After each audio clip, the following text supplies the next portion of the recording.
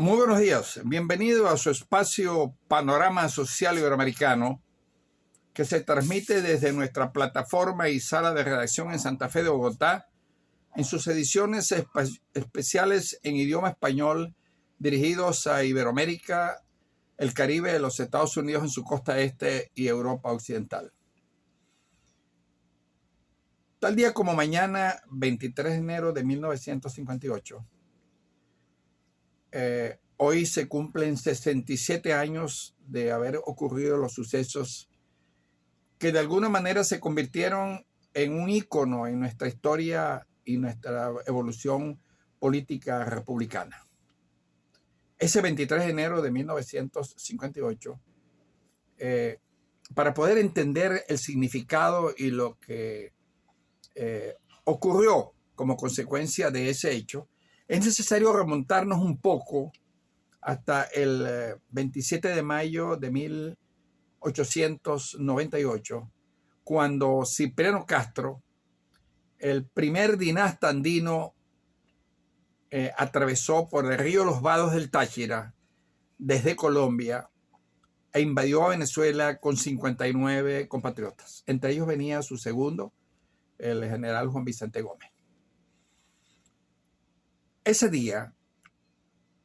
marcó un hito importante en la historia de Venezuela y comenzó el tercer periodo de nuestra historia republicana. Había cesado con la invasión de Castro 40 años de dominación del guzmancismo, de la República Amarilla y del Guzmanato, que trajo al país indudablemente profundos cambios en su estructura constitucional y política y en la consolidación del Estado constitucional. A partir de ese 28 de mayo y de la presencia de Cipriano Castro en el escenario nacional, una vez que atraviesa el río Los Vados,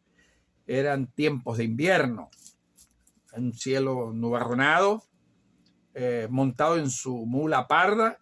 bajó de ella y en territorio venezolano se hincó de rodillas y dijo estas palabras proféticas: hasta el corazón de Venezuela, hasta el Capitolio Federal, en el nombre de Dios. Y 100 días más tarde, tras librar unos 8 o 10 combates importantes, venciendo siempre a las fuerzas militares del gobierno del último caudillo, el último presidente liberal, el general Ignacio Andrade, asumió el poder y tomó el poder el 28 de octubre de 1898, recibido de las manos del encargado del Poder Ejecutivo, el general Víctor Rodríguez. Eran las 10 de la mañana cuando desembarcó con sus tropas procedentes de Valencia y llegó a Caracas, a la estación de Caño Amarillo. Caminó hasta el Capitolio Federal, asiento del Poder Ejecutivo, hoy Asamblea Nacional, construida por el general Guzmán Blanco en 1870 para la sede del Poder Legislativo, del Poder Ejecutivo y del Poder Judicial. Vengo a recibir el poder como estaba convenido, fueron las palabras del general Castro. Con la presencia de ese grupo andino que nunca habían participado en el resto del componente nacional, ni durante la Guerra de la Independencia, ni durante la Guerra Federal, que fueron los dos grandes episodios del siglo XIX, liderados por el libertador Simón Bolívar y por Ezequiel Zamora, reemplazado una vez de su fallecimiento en 1859 por el general Antonio Guzmán Blanco. Fueron los dos grandes líderes que coparon ese espacio de 70 años junto con el general Páez. Se instalan los andinos por los próximos 45 años. Castro el guerrero, Gómez el pacificador de Venezuela, que vence a Rolando en 1902 en la batalla de Ciudad Bolívar. Por eso el presidente Castro llamó al general Gómez el pacificador de Venezuela, el general Gómez muerto prematuramente. Vino López Contreras, el último general en jefe, emanado de esas guerras patrias, a conducir el poder entre el 45 y el entre el 41, perdón, entre el 35, perdón, y el 41. 27 años reemplazó el general López Contreras, venía siendo ministro de la Defensa del general Juan Vicente Gómez desde 1933. Ya van 3 andinos, todos generales, todos andinos, todos del Táchira. Al general López Contreras, el hombre de la transición que supo conducir a Venezuela después de 27 años de una férrea dictadura, de que yo la amo en mi libro de historia, la llamo la noche más larga del gomecismo. Lo reemplaza el general Medina Angarita, que venía a ser el ministro de Guerra y Marina del presidente López Contreras, el tercer dinasta andino. Hizo un gobierno extraordinario de libertades, permitió la fundación de partidos políticos, comenzó el proceso de modernización de Venezuela, como decía él, sin prisa pero sin pausa. No había presos políticos, no había persecuciones. Sorprendió al pueblo de Venezuela con su bonhomía y con su sonrisa permanente como presidente de los Estados Unidos de Venezuela, electo en una elección de segundo grado por el Congreso Nacional, como venía ocurriendo desde 1830, que los presidentes de Venezuela eran electos o por constituyente o en elecciones de segundo grado en los congresos nacionales de cada uno de los gobiernos y de los términos de los periodos presidenciales. En 1945, en una alianza entre los militares jóvenes que habían venido del Perú, enviados por el presidente Medina a formarse en profesiones militares específicas y en una escuela de las más importantes de América, la Escuela de Chorrillos del Perú, doctrinariamente perteneciente a la doctrina alemana, prusiana, que había sido fundada en el Perú por Chile, que es el asiento primario donde se funda por primera vez en las escuelas de Estados Mayores para los ejércitos de América. La presencia de Acción Democrática, aliada con estos militares, una especie de logia militar, derrumban en un golpe incruento y sangriento al general Medina Angarita con el apoyo de los Estados Unidos, porque el general Medina, en una reforma constitucional y la sanción de la nueva ley de hidrocarburos, obligó a los norteamericanos a traer los equipos y instalar las industrias básicas, las refinerías de petróleo, y los obligó a pagar una mayor realía de la miseria que pagaban los norteamericanos por la extracción y la conducción y la exportación de crudos venezolanos, que con ese crudo es que se gana la Segunda Guerra Mundial. Le tocó al presidente Medina una etapa muy difícil, muy dura, de mucha escasez de servicios públicos, de alimentos, de medicinas, apoyar con el petróleo venezolano, con el cual la maquinaria bélica norteamericana se gana la Segunda Guerra Mundial. Eso no lo dicen los norteamericanos. El único país que producía fuel oil, que podía gasolina de aviación y gasolina para mover la maquinaria bélica, los tanques, las unidades blindadas, los carros de combate, los transportes militares, para mover el tercer ejército de Patton y el segundo ejército del general Murdoch, que fue el que invadió por Normandía hasta llegar a París en 1944 y liberar a París. Eso es un hecho importantísimo en la historia del mundo que se desconoce, que Venezuela fue el motor del generador del combustible para que se ganara la guerra y se venciera el nazifascismo. Ese golpe del 45 instauró en Venezuela 3 años de lo que se llamó el trienio Adeco. ¿Qué significó el trienio Adeco? Un gobierno, vamos a llamarlo vandálico, sectarismo, persecuciones políticas, creación de tribunales para juzgar a los medinistas, a los lopecistas, a los gomecistas y a todo el que se atravesara por el medio, con la venganza que desde la presidencia de la Junta Revolucionaria y Gobierno, Rómulo Betancourt instaló ese tribunal ad hoc que no tenía apelación. Las persecuciones, creó grupos vandálicos armados. Mantuvo una permanente agitación que fue vista con mucho cuidado por el alto mando militar encabezado por el jefe de Estado Mayor, que era el teniente coronel Marcos Pérez Jiménez, el ministro de la Defensa, que había cambiado el nombre de ministro de Guerra y Marina por el Ministerio de la Defensa, Carlos Delgado Chalbaud, y el grupo de oficiales pertenecientes, que todos eran alfereces mayores de sus promociones. Ahí estaba Masay Carta, Rómulo Fernández, Llovera Páez, Félix Román Moreno, Hugo Fuentes, y un oficial que fue importantísimo, que fue una especie de enlace, el comandante Cárdenas. Eso trajo por consecuencia que las Fuerzas Armadas le presentaron un pliego al presidente Gallego, quien había ganado las elecciones en 1947, después de cerrada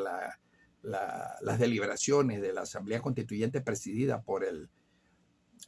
poeta Andrés Roy Blanco, que nos dio una constitución, podemos llamarla originaria, porque las innovaciones doctrinarias, políticas, jurídicas que se crearon en esa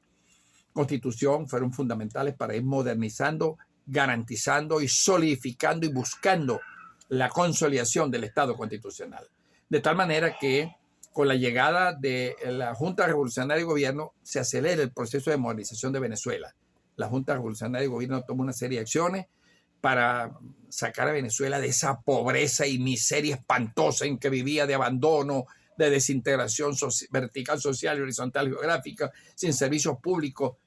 sin ningún tipo de modernización arquitectónica del país. Pero lamentablemente el 24 de noviembre, el 13 de noviembre de 1950 es asesinado el presidente de la Junta de Gobierno, presidida por el teniente coronel Carlos Delgado Chalbaud. Eso trajo como consecuencia un periodo de reajuste político, institucional, generacional, y el 2 de diciembre de 1952 el alto mando militar convoca unas elecciones parlamentarias para elegir a los diputados a la Asamblea Constituyente, y fue ganada por mayoría por el Partido Unión Republicana Democrática, que tenía el apoyo de la gente de Acción Democrática, que no podía votar porque estaba ilegalizado el Partido de Acción Democrática. Una vez que se contabiliza la asamblea, los diputados de la asamblea fueron mayoritariamente ganados por el doctor Jovito Villalba. Pérez Jiménez quiere reconocer el triunfo, convoca al alto mando y el alto mando se opone, y en presencia del coronel Carlos Pulido Barreto, le comunica al presidente de la Junta, mi coronel Marco Pérez Jiménez, usted podrá entregarle el poder al doctor Villalba, pero la caja de machete que somos nosotros no lo aceptamos. Ahí se cambiaron las cosas de la historia del rumbo a Venezuela. Se nombra al presidente Pérez Jiménez presidente encargado de la República, lo ratifica la Constituyente 53, que entre otras cosas fue una de las reformas constitucionales más importantes en el aspecto doctrinario y dogmático de la Constitución, y le da a Venezuela el nombre de República de Venezuela.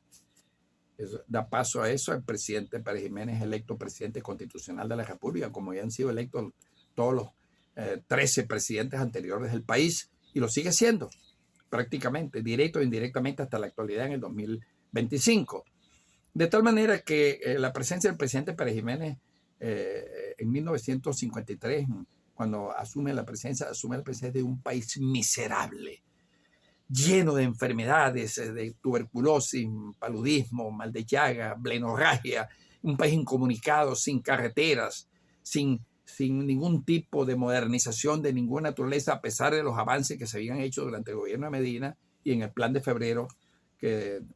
asumió el presidente López Contreras en el año 36. El presidente Pérez Jiménez inicia la más extraordinaria obra de desarrollo nacional. Construye 42 hospitales, los dota con elementos médicos para el acto médico de la mejor calidad europea, construye 17.000 kilómetros de carretera, le impone a 230 ciudades, les construye aguas, cloacas, drenajes, teléfono y gas directo, construye los desarrollos de la empresa de Guayana, el sistema de electrificación nacional, construye todos los aeropuertos, construye todas las obras fundamentales, la autopista, la modernización de Caracas, de todas las capitales de Estado, y lleva al país a ser llamado en Europa la Suiza de América. Un país sin ningún tipo de deuda pública, que manejó el presidente Pérez Jiménez en una inversión de 4.500 millones de dólares, de los cuales el 89% de esa inversión, según las estadísticas del Banco Central, fueron dedicadas a obras para modernizar y sanear a Venezuela, el país más miserable de América. 80% de la población tenía la dentadura picada. 34% de los niños tenían avitaminosis por el orden del 40%. Solamente habían 18 liceos nacionales, dejó 90 liceos. Se construyeron las obras más importantes de todos los ministerios, todas las edificaciones, modernización del ejército, el sistema de la nacionalidad en Caracas, 18 autopistas modernas, la autopista Caracas-La Guaira, todos los puertos de Venezuela, todos los aeropuertos, y dejó un país en el más alto nivel, considerado Pérez Jiménez por los norteamericanos, que los derrocan, y el estadista más sobresaliente que lo condecoran con la Orden pour le Mérite en su más alto grado por el Senado de los Estados Unidos. Pero al darse cuenta los norteamericanos que nos estaba desarrollando en lo intelectual, en lo moral, en lo físico, intervienen y derrocan a Marco Pérez Jiménez, porque no les convenía, era un mal ejemplo, ¿ves? Y porque hizo un gobierno nacionalista que tomó muy en poco las tecnologías norteamericanas, usó más tecnología europea para el sistema eléctrico nacional, para los sistemas de riego, los 4 sistemas de riego, los 28 centrales azucareros y todas las plantas de pasteurización de leche. Trajo 190 puentes de Alemania para cruzar los ríos y construyó el puente del Chava, por donde los andinos bajaron al resto del país. Pérez Jiménez, como Gómez, hizo una de las más grandes obras de sanificación y desarrollo nacional. Hoy se llama la dictadura, porque el 23 de enero de 1958, en un acuerdo que hicieron con Rómulo Betancourt en el llamado Pacto de Nueva York, donde estaba presente, y esto no se lo dicen al país, que Betancourt fue uno de los grandes traidores a la soberanía nacional y al pueblo de Venezuela, le planteó el vicepresidente de los Estados Unidos, el demócrata Nelson Rockefeller, que si le entregaba la industria petrolera a sus operadores en Venezuela, que eran 4, la Menegrande, la Shell, la Menegrande, la Móvil, la Creole, la Standard y la Schlumberger, ellos lo hacían presidente de Venezuela. Betancourt aceptó. El secretario privado de Betancourt se lo había dicho: si no dejas la idea comunista, nunca vas a ser presidente de Venezuela, porque los norteamericanos no te lo van a permitir. Ese fue Mariano Piconzala. Y así, de esa reunión comenzó un proceso de estabilización del país, y vinieron las huelgas de los estudiantes de los liceos Andrés Bello, Aplicación, Gustavo Herrera. Después vino la huelga universitaria del 1 de diciembre, y Pérez Jiménez se dio cuenta de que su ciclo histórico, como me lo dijo a mí, y está en este libro que yo publiqué sobre el presidente Pérez Jiménez, que fue bautizado y presentado en Madrid en la Universidad Carlos III a plenitud, con toda la presencia de las altas autoridades y el mundo social español, que se llama La Venezuela modélica inmortal de Marco Pérez Jiménez bajo el nuevo ideal nacional o la siembra del petróleo 1952-1957. En ese día, 23 de enero, hace 67 años, Venezuela perdió el rumbo. Los norteamericanos instauraron una democracia en Venezuela fallida, pero fiel a sus intereses, y se detuvo lo que Rómulo Betancourt dijo, los elefantes blancos de la dictadura. ¿Cuáles eran los elefantes blancos de la dictadura? Los puentes, los aeropuertos, los hospitales, las grandes obras de vialidad, Sidor, los proyectos de los puentes de Ciudad Bolívar y de Maracaibo, la del lago, la siderúrgica, los sistemas de riego, los servicios públicos, todas las ciudades dotadas, repito, de servicios públicos. De tal manera que este 23 de enero, que viene del día de mañana, Venezuela perdió el rumbo, y hoy estamos enfarcados en el cobro de ese gran fracaso que en 1998 significó el derrumbe por donde se fue la famosa Cuarta República, con Rafael Caldera, que administró la agonía de aquella tremenda corrupción que había, que dejó un país desarticulado, quebrado el sistema bancario, control de cambios, control de precios, 4.800 juicios por corrupción administrativa, pérdida del sentido de la moral, de la dirección de la vida pública, de la corrupción del Estado, en un país que, según Gonzalo Barrios, no había razones para no robar. Esa fue la Cuarta República que dio paso y engendró el actual sistema político que tenemos hoy, encabezado por el golpista Hugo Chávez y el presidente actual de Venezuela, reelecto bajo gran cuestionamiento este 28 de julio en unas elecciones ilegítimas, ilegales, inconstitucionales. Les hablo para ustedes desde Santa Fe de Bogotá, en nuestra sala de redacción, su analista político desde el 2014, Eduardo Guzmán Pérez.